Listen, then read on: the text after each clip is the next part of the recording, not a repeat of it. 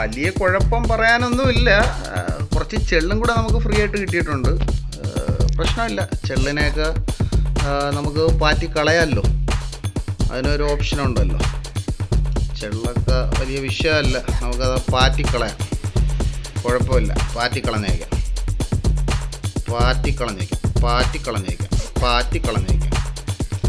ചെള്ളിനെ പാറ്റിക്കളഞ്ഞേക്കാം. ഇതിനകത്തുണ്ടോ?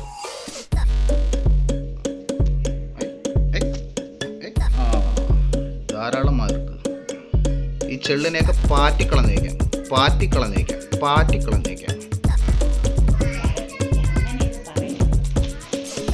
ചെള്ള് free ആയിട്ട് കിട്ടുന്നത് പറയണ്ടേ, പിന്നെ അങ്ങനെയൊന്നും പറയില്ല.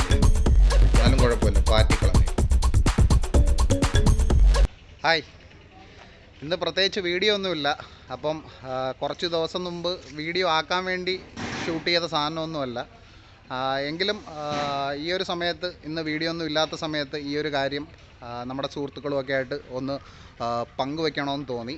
ഞാനിപ്പോൾ ഉള്ളതെന്ന് പറഞ്ഞാൽ എൻ്റെ വീട്ടിൻ്റെ തൊട്ടടുത്ത് തന്നെ ഉള്ള സ്കൂളിലാണ്. അതായത് പരണിക്കാവ് LP സ്കൂൾ എന്ന് പറയും. ആ ഒരു സ്കൂളിൻ്റെ ആ ഒരു ഗ്രൗണ്ടിലാണ് ഞാൻ നിൽക്കുന്നത്. അപ്പോൾ നിങ്ങൾക്ക് തൊട്ടടുത്ത് കാണാം നമ്മുടെ ഹൈടെക് ബിൽഡിങ്, നമ്മുടെ ഹൈടെക് സ്കൂളുകൾ ഉയർന്നു വരുന്നത്. എനിക്ക് തോന്നുന്നു 3 നിലയോ 4 നിലയോ ബിൽഡിംഗ് എന്താണ്ടാണ് വരുന്നത്. ഹൈടെക്കാണ്, ഫുൾ ഹൈടെക്കാണ്. അതാണ്ട് ഇവിടെ ഈ ഒരു സൈഡിൽ കാണുന്ന ക്ലാസ് റൂമുകളെല്ലാം ഹൈടെക് ക്ലാസ് റൂമുകളാണ്. അപ്പോൾ അതിൻ്റെ പിന്തുടർച്ച എന്നോണമാണ് ഈ ഒരു പണികൾ നടക്കുന്നത്.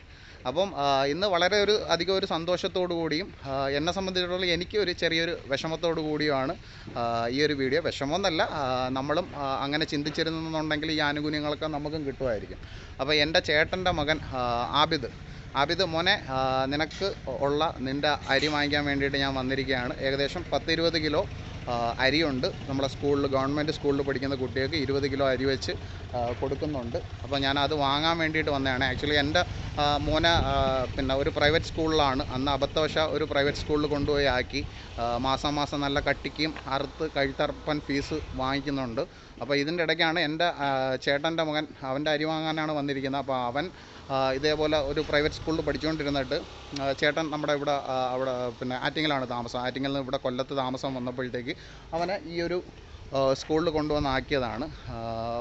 ഒരു രൂപ പോലും അഡ്വാൻസോ കാര്യങ്ങളോ ഒന്നും ഇല്ലാതെ, 1 രൂപ പോലും ഇല്ലാതെ നമ്മുടെ ഡീറ്റെയിൽസും കാര്യങ്ങളും കൊടുത്ത് കൊണ്ടുവന്ന് ചേർത്തു. അതേസമയം ഒരു പ്രൈവറ്റ് സ്കൂളിലും ഇപ്പോഴത്തെ നിലയ്ക്ക് ഒരു കുട്ടിയെ ഏകദേശം അവൻ 2ാം സ്റ്റാൻഡേർഡിലാണ് പഠിക്കുന്നത്. 2ാം സ്റ്റാൻഡേർഡിൽ പഠിക്കുന്ന മോനാക്കണമെന്നുണ്ടെങ്കിൽ ഏകദേശം ഒരു 20,000-25,000 രൂപ പ്രൈവറ്റ് സ്കൂളുകളിൽ വേണ്ടി വരും. അപ്പം എനിക്ക് അരിയില്ല. കാര്യം എന്ന് പറഞ്ഞാൽ എൻ്റെ മോൻ പഠിക്കുന്നത് പ്രൈവറ്റ് സ്കൂളിലാണ്. ഇനി അടുത്ത കൊല്ലമെങ്കിലും നമ്മുടെ ഈ ഒരു ഹൈടെക് സ്കൂളിൽ കൊണ്ടുവന്നാക്കണം. നമ്മുടെ ഗവൺമെൻറ് വിദ്യാഭ്യാസം വളരെയേറെ, അതായത് ഞങ്ങളൊക്കെ പഠിച്ചുകൊണ്ടിരിക്കുന്ന സമയത്താണെന്നുണ്ടെങ്കിലും ഇപ്പോൾ പഠിച്ചുകൊണ്ടിരുന്ന സ്കൂളുകളിലാണെന്നുണ്ടെങ്കിൽ, ഗവൺമെൻറ് സ്കൂളുകളാണെന്നുണ്ടെങ്കിലും നല്ല ഉന്നത നിലവാരമായിരുന്നു.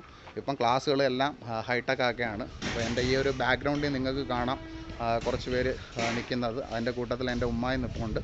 ചെറുമോൻ്റെ അരി വാങ്ങിക്കാൻ വേണ്ടിയിട്ടാണ്. ഏകദേശം 20 കിലോ ഉണ്ട്.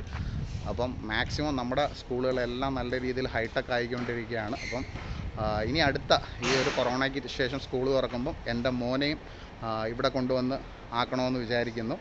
അപ്പോൾ എല്ലാവരും നമ്മുടെ കുട്ടികൾക്ക് സൗജന്യവും, അതേപോലെ ഇതാണ് ബുദ്ധിമുട്ട് വരുന്ന സമയത്ത് നമുക്ക് ജോലിയൊന്നുമില്ല,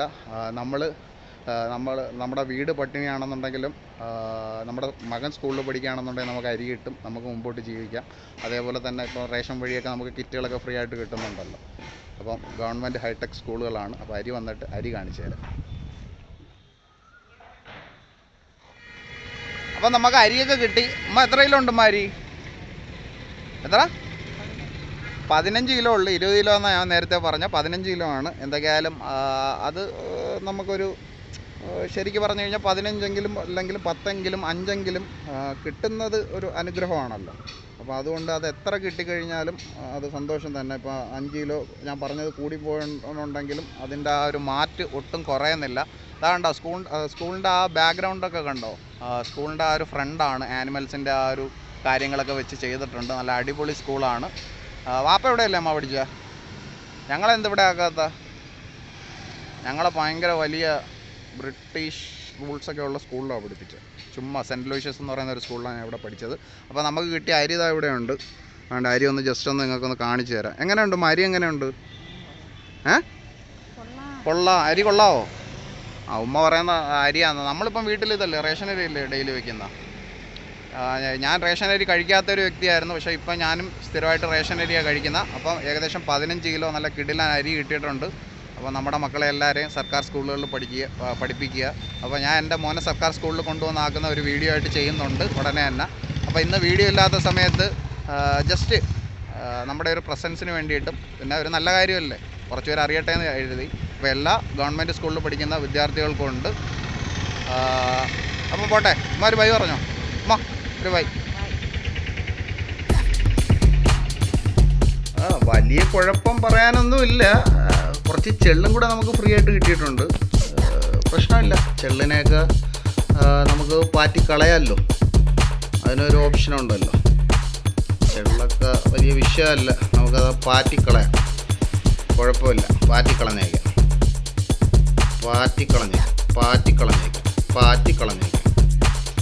ചെള്ളിനെ പാറ്റിക്കളഞ്ഞേക്കാം. ഇതിനകത്തുണ്ടോ?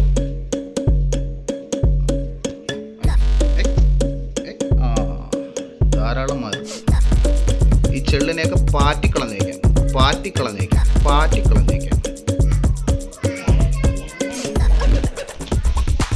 ചെള്ള് ഫ്രീ ആയിട്ട് കിട്ടുന്നത് പറയണ്ടേ?